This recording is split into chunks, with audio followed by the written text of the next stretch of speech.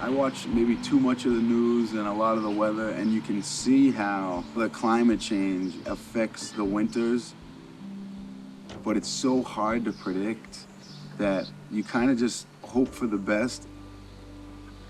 This past winter was frustrating, to say the least.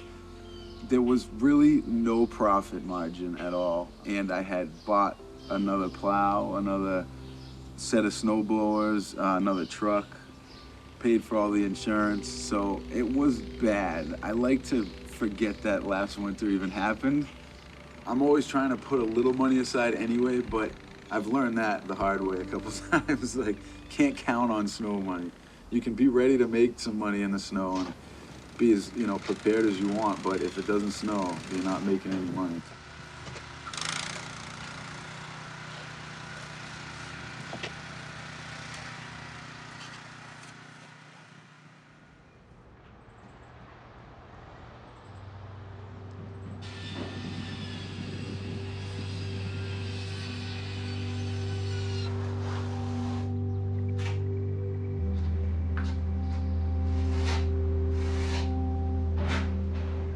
I like seeing people's reaction, whatever we're doing for them. I like the feeling you get when somebody's just like, wow, that looks awesome, and gives you some purpose. Kind of like you're leaving a mark on the world with, your craftsmanship. Yay.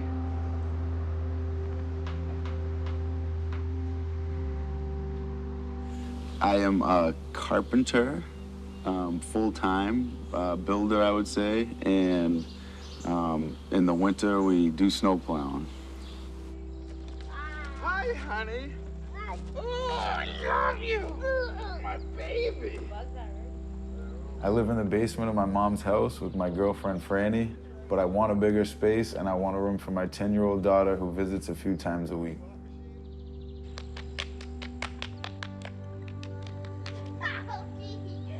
Jade primarily lives with her mother and her mother's boyfriend and her new little sister. Once I buy this house, she'll have her own room.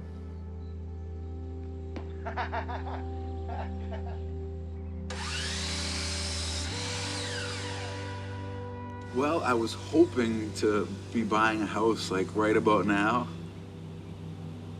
Not to say I was fully banking on a big winter last year, but it certainly was okay, now you gotta wait a little longer factor.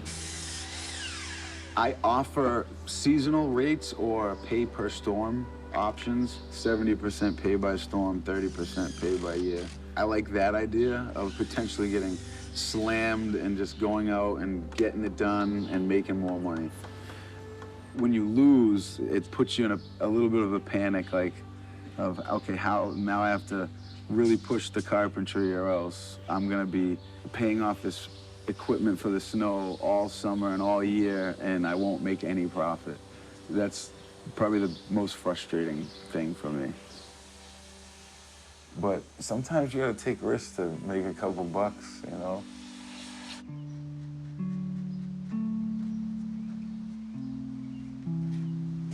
I used to go around and shovel I had like 6 or 7 regulars in my neighborhood, and I'd be like 9 years old, walking around, knocking on their door and shoveling for cash.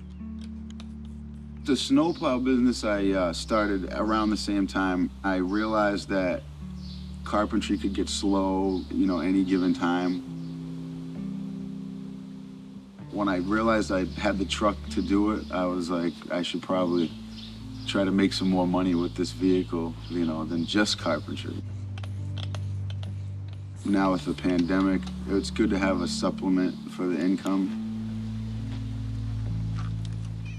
I had probably 2 customers when I started, and when I realized I had a good network of helpers is when I realized I could take on like a ton more work if I wanted to. Hotwire and Jimmy. Guy used to have a new Jeep every day at school. So it really started with friends that I can count on. And that's who's come through the most for me, is friends.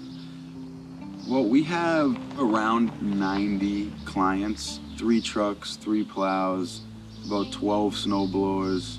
It's hard to put a number on it, but we can do pretty well if we get like a higher than average winter. But it all is relative to how much labor you're putting into it. Most of my accounts right now pay per storm, so if it doesn't snow, I'm literally not gonna make anything. Yeah.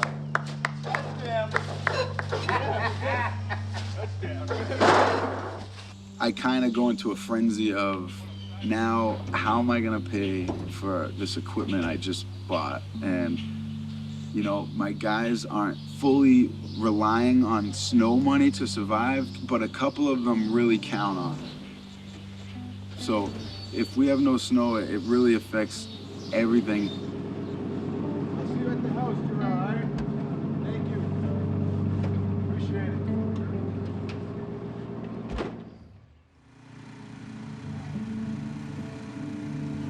We're at 50 different places within 8 to 12 hours.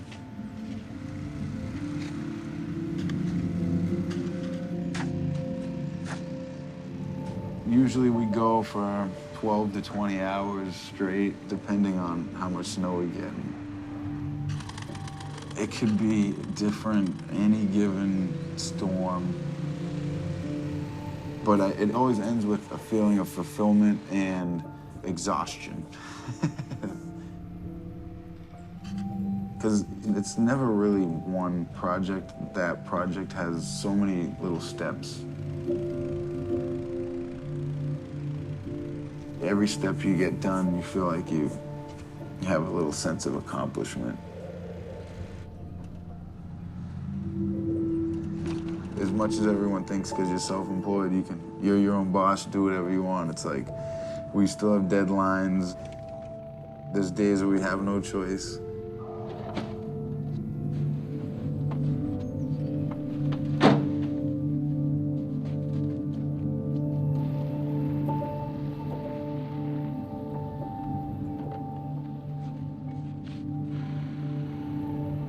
Wet snow can be a nightmare. Just is like 100 pounds a shovel, it feels like. The type of snow can change the timeline on getting all the jobs done by 50%. We have single stage and 2-stage snow blowers.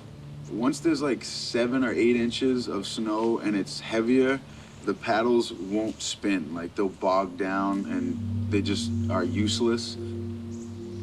If we kept getting stuff like that, they make these snow sweepers that sweep the stuff out of the way. But that's equipment I don't have.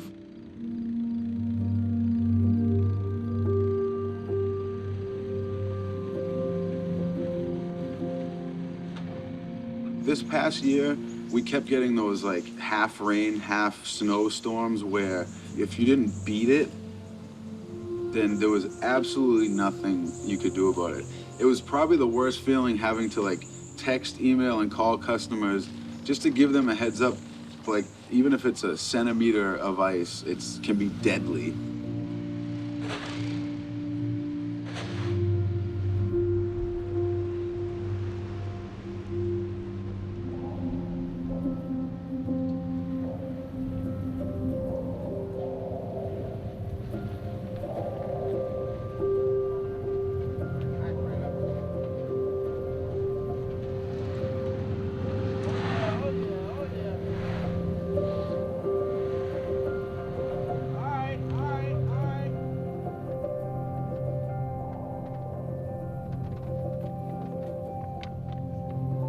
Check marks we did, the rest we haven't.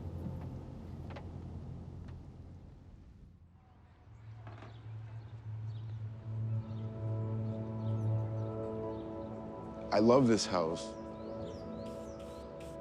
I'd like to finalize this goal that I've been talking about for a few years now.